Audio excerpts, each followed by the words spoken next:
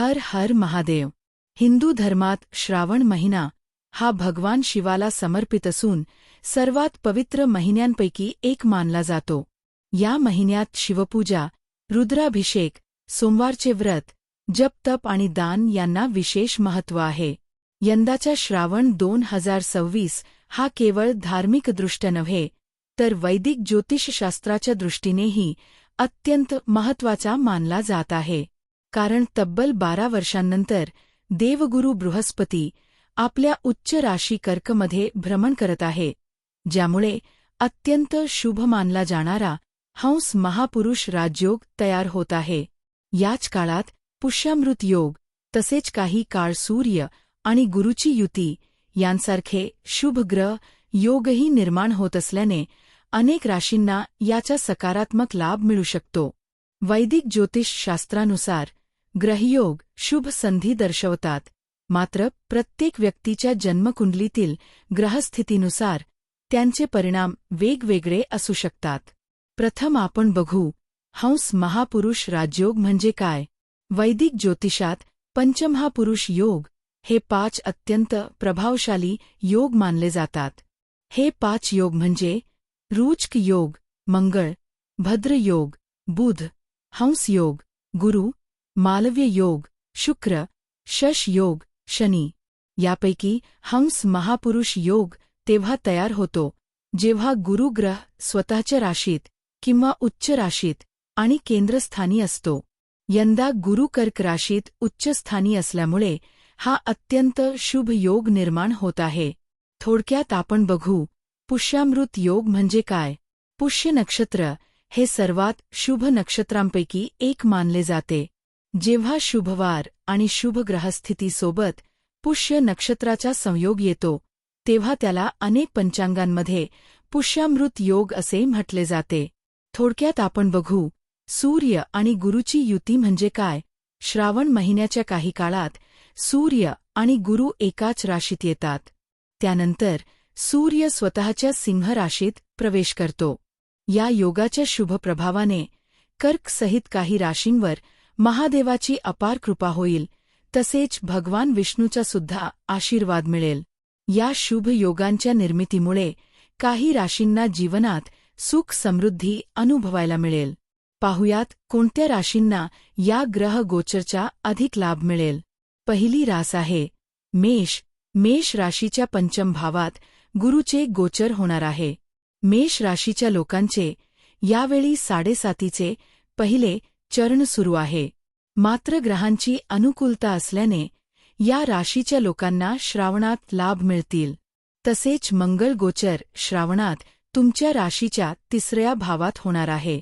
हे गोचर तुमच्यातील आत्मविश्वास आणि शूरता वाढवण्याचे काम करेल. तुमच्या करिअरला गती मिळेल, तसेच रखडलेली कामे पूर्ण होताना दिसतील. मंगळाचे गोचरही धाडस आणि निर्णयक्षमता वाढवू शकते. दुसरी रास आहे मिथुन. गुरु गोचर तुमच्या राशीच्या 2ऱ्या भावात होणार आहे. कुंडलीतील हे घर धन, वाणी, शिक्षा आणि संचित संपत्तीला दर्शवते. श्रावणात यंदा बुध गोचर कर्क राशीत होणार आहे. यावेळी बुध आणि सूर्य यांची युती होऊन बुधादित्य योग निर्माण होईल. यामुळे करिअरमध्ये येणारे अडथळे व अडचणी दूर होतील. आर्थिक बाबतीत लाभ मिळतील. विद्यार्थ्यांना परीक्षेत चांगले परिणाम दिसतील. धार्मिक यात्रेत तुम्ही या काळात सहभागी होऊ शकता.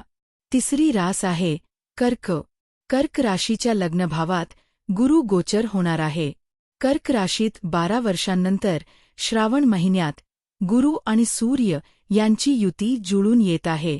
याच्या शुभ प्रभावाने तुमच्या मानसन्मानात वाढ होईल, तसेच नेतृत्व क्षमता देखील मजबूत होईल. या काळात कर्क राशीच्या लोकांच्या ज्ञानात वाढ होईल. अनेक नवीन गोष्टी तुम्ही शिकाल. तसेच आर्थिक आणि व्यापारिक बाबतीत सुद्धा प्रगती होताना दिसेल. नवीन व्यावसायिक फायदेशीर करार होतील. करिअरसाठी काळ उत्तम आहे. चौथी रास आहे मकर. मकर राशीच्या 7व्या भावात गुरु गोचर होणार आहे. या काळात गुरूची दृष्टी तुमच्या राशीवर असल्याने शुभ परिणाम पाहायला मिळतील. करिअर व्यवसायात लाभ मिळतील. कौटुंबिक जीवनात सुख समृद्धी असेल. करिअरमध्ये मोठ्या प्रमाणावर विस्तार होईल. कार्यक्षेत्रात यश मिळेल. नोकरीत प्रमोशनचे योग बनतील. यामुळे एकंदरीतच तुमची आर्थिक स्थिती मजबूत होईल. आरोग्यसुद्धा उत्तम असेल. आता आपण बघू श्रावण महिन्यात कोणत्या गोष्टी करणे अधिक शुभ मानले जाते. ओम नमः शिवाय मंत्राचा जप, महामृत्युंजय मंत्र, शिवलिंगावर जलाभिषेक, बेलपत्र अर्पण, रुद्राभिषेक, सोमवारचे व्रत, गरजू लोकांना अन्नदान, गाईला हिरवा चारा, गुरुजनांचा सन्मान आणि सात्विक आहार या गोष्टी धार्मिक परंपरेनुसार या महिन्यात शुभ मानल्या जातात. आता आपण बघू श्रावणात टाळाव्यात अशा काही गोष्टी. खोटे बोलणे, अनावश्यक वाद, राग, अहंकार, व्यसन, दुसऱ्याचा अपमान आणि धार्मिक स्थळांचा अनादर करणे अशा काही गोष्टी टाळाव्यात. महत्त्वाचे म्हणजे या राशींना ग्रहयोग असूनही प्रयत्न करणे आवश्यक आहे. वैदिक ज्योतिषात ग्रहयोग संधी निर्माण करतात. मात्र प्रत्येक व्यक्तीची जन्मकुंडली वेगळी असल्यामुळे परिणामही वेगवेगळे असू शकतात. त्यामुळे या काळात भगवान शिवाची भक्ती, सत्कर्म, दान, जप आणि सकारात्मक कर्म यांवर भर देणे हेच सर्वात श्रेष्ठ मानले जाते. हर हर महादेव. ओम नमः शिवाय. धन्यवाद.